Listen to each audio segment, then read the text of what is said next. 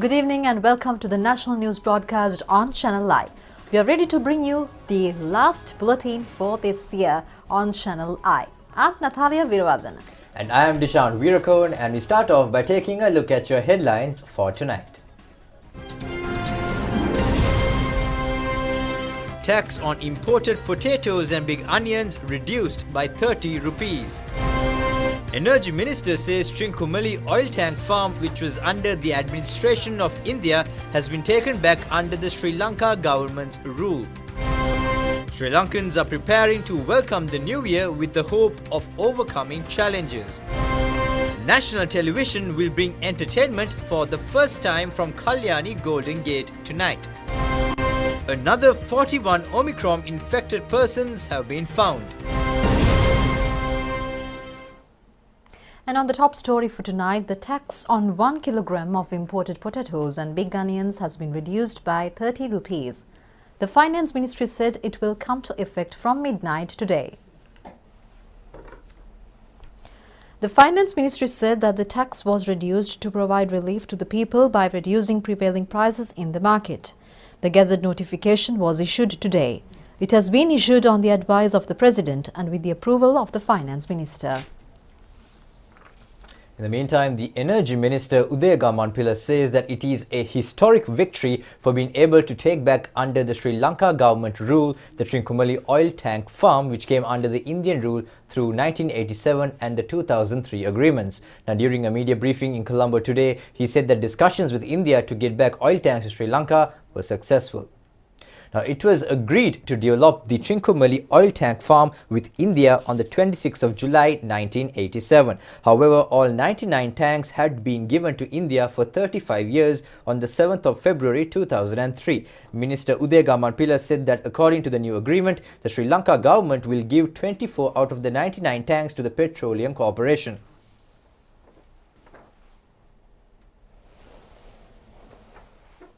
Minister Udaya Gamanpilla said that they have been able to get 24 tanks out of the agreement signed for joint development in 1987. The 14 oil tanks which are being used by the Lanka IOC will be leased out for them for 50 years. Out of the remaining 61 tanks, Petroleum Corporation will get 51% of the shares and the remaining 49% for the Lanka IOC and the Trinco Petroleum Terminal Company.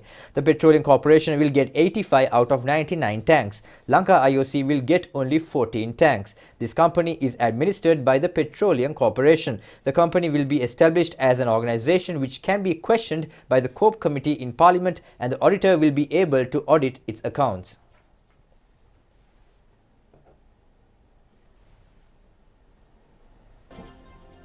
Now, President Gotabaya Rajapaksa and Prime Minister Mahinda Rajapaksa called on the Chief Prelate of the Kirivehara Raja Mahavihara, Venerable Kobawaka Dhamminda Thera, this afternoon and received his blessings.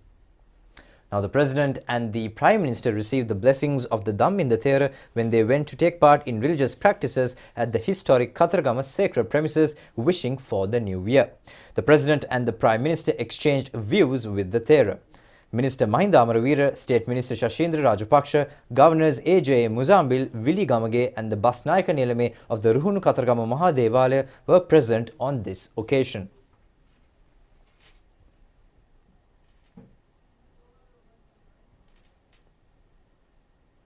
Now, a new amended set of guidelines has been issued to prevent the spread of COVID-19 by the Director General of Health Services. Now, it will be effective from tomorrow to the 31st of next month. Now, accordingly, gatherings such as professional meetings should be organized at 50% capacity of the hall. Private gatherings should be organized with 50% capacity of the place.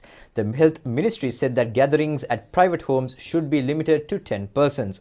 Private gatherings on outside venues are further banned. Professional training institutions can function with 75% of the capacity. Weddings can be held with 50% capacity of the hall.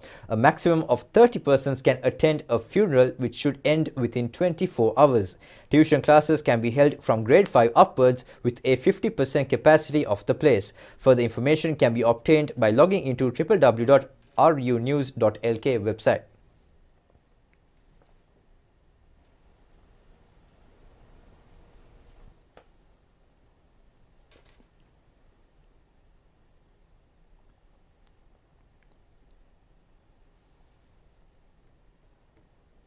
Another 41 infected with the Omicron variant were found today from the country.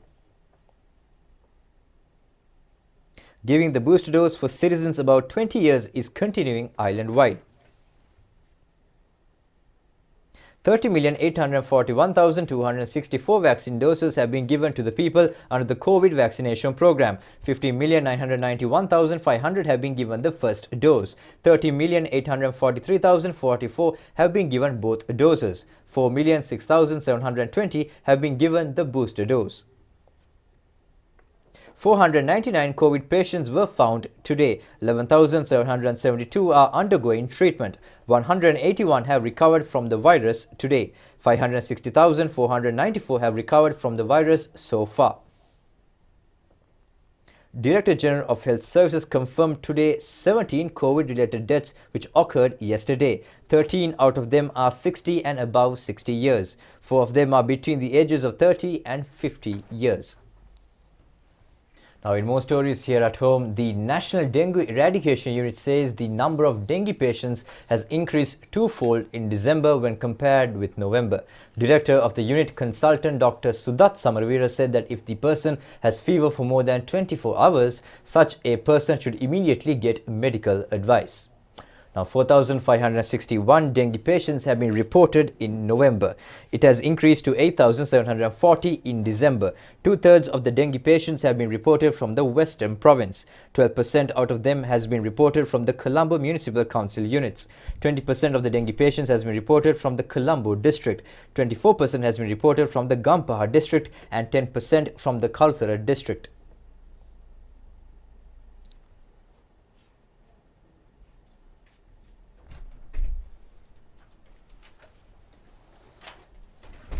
Director of the Dengue Eradication Unit, Consultant Dr. Sudat Samarveera, says that with the present situation, the possibility of the disease becoming acute could take place soon. It is important at present to get medical advice if a person has fever for more than 24 hours. The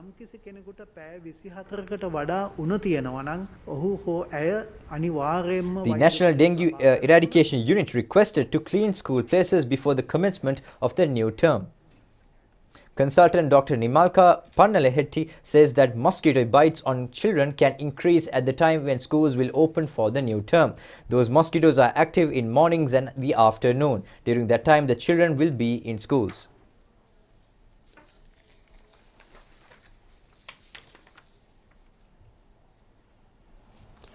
Media Minister Dallas Alhaperuma says that journalists should be prepared to contribute for a positive social change based on data and information with real value. The minister expressed those views while taking part in Mathara Madhya Abhiman ceremony organized by the Mathara District Journalists Association. The association has been established with the aim of professional development and welfare of Mathara District journalists. The association felicitated senior journalists in the district for their commitment and service. Upasena Liyanagama, Jayatissa Tennakon, Dayananda De Silva, Sirisena Galappatti and Edmund Liyanage were felicitated for their long-standing service. A group of people, including Chairman of Mathara District Journalists Association, Krisham Jevaka Jairuk, Secretary D.K. Mahinda, Convener Kalum Bodhimana and Chairman of Valigama Pradeshya Sabha Pushpa Kumara Bettage were present on the occasion. Minister Dallas Alhaperuma said that after the Industrial Revolution, the knowledge doubles in every 25 years. However, certain subjects such as medical sciences knowledge becomes twofold in every 18 months. The knowledge related to nanotechnology doubles in every 2 years. Experts say that knowledge related to certain subjects will double in 12 hours in future. Therefore, he requested the journalists to be prepared for the change. පරිගණක ආයතන විශේෂඥ කියනවා සමහර විෂයන් තියෙනවා කියලා තව අවුරුදු 10කින් විතර පැය 12කට වතාවක් දෙගුණ වෙන්න. දැන් අපේ ජ්‍යෙෂ්ඨ මාධ්‍යවේදීන්ගෙන් නෙමෙයි මම අනිත් මාධ්‍ය මිත්‍රයන්ගෙන් ඉල්ලන්නේ මෙන්න මේ පරිවර්තනයට සූදානම් වෙන්න. Meanwhile, Justice Minister Ali Sabri says several plans are now being implemented to prevent law delays. He mentioned this during the media briefing yesterday at the Government Information Department. Minister Ali Sabri said that a new court system called minor rights courts will be introduced during the first term of the new year. A court case with less than 2 million rupees can be solved through documents without hearing it. About 50% of the cases will come under this system. He said they are trying to digitize the judicial system as in the powerful countries in the world. If necessary, it will be possible to hear court cases online. Views were also expressed on amending the Muslim law. Minister Ali Sabri says there are family advisors to solve cases accordingly after abolishing quasi-courts. A common agreement is to solve cases through them and to send the cases that cannot be solved through them to district courts. The police headquarters says that the reports published on certain social media stating that milk powder outlets have been sealed are totally false. Issuing a statement, the police headquarters said that the fake news has been published to tarnish the image of police. The statement said that it was baseless information. It said that the president has instructed DIG in charge of the Western Province, Deshabandhu Tennakon, to find the reason for the people to stay in long queues to purchase products of Palawatta Milk Powder Company. Police has found that there is a delay when issuing milk powder packets from the outlet on Stanley Tilakaratna Mawatha at Mirihana Jubilee Post. They have found that products are sold through only one window, and the DIG has discussed the issue with the chairman of Palawatta Milk Powder Company, Arya Sila Vikramanayaka. Accordingly, the number of outlets of the company has been increased. The statement said that the public has been given the opportunity to purchase products of Palawatta Company from several places without staying in queues. Now, the 46th General Convocation of the Sri Jayawardhanapura University took place during the last 2 days at the BMICH in Colombo under the patronage of Vice-Chancellor Professor Sudhanta Liyanage. Now, there are about 13,000 undergraduates at the Sri Jayawardhanapura universities at present. 3,204 undergraduates who completed study programs in 2020 were awarded the degrees. They include 884 of Humanities and the Social Sciences faculty, 544 of the Applied Science faculty, 1,201 of Management and Commerce faculty, 223 of the Medical faculty, and 353 of the Graduate Studies faculty. The convocation had been organized following health guidelines.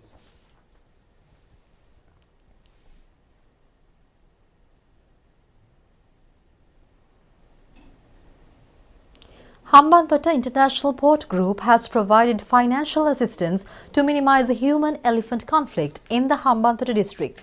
The Memorandum of Understanding was signed yesterday. The agreement was signed between Hambantota District Secretariat and Hambantota International Port Group. $50,000 were donated to the District Secretariat. The aim of the program is to minimize human-elephant conflict and to develop livelihood methods of the people in the area.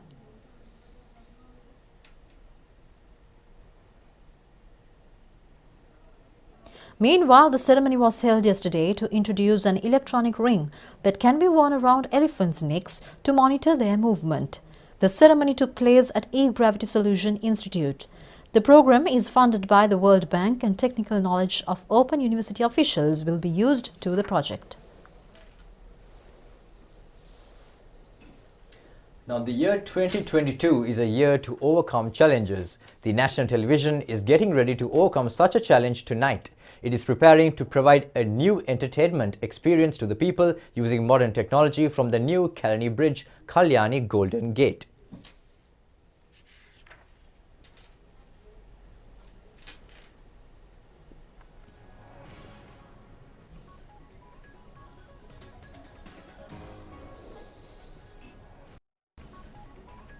Well, that's a wrap of tonight's primetime news bulletin here at Rupavahini ChannelEye, and on behalf of the entire crew here at the Sri Lanka Rupavahini Corporation, we would like to wish you all A very happy new year, which is going to be a prosperous and a very good year for all of you. Thank you for joining and wish you all the very best for the brand new year. Take Stay care. safe and good night.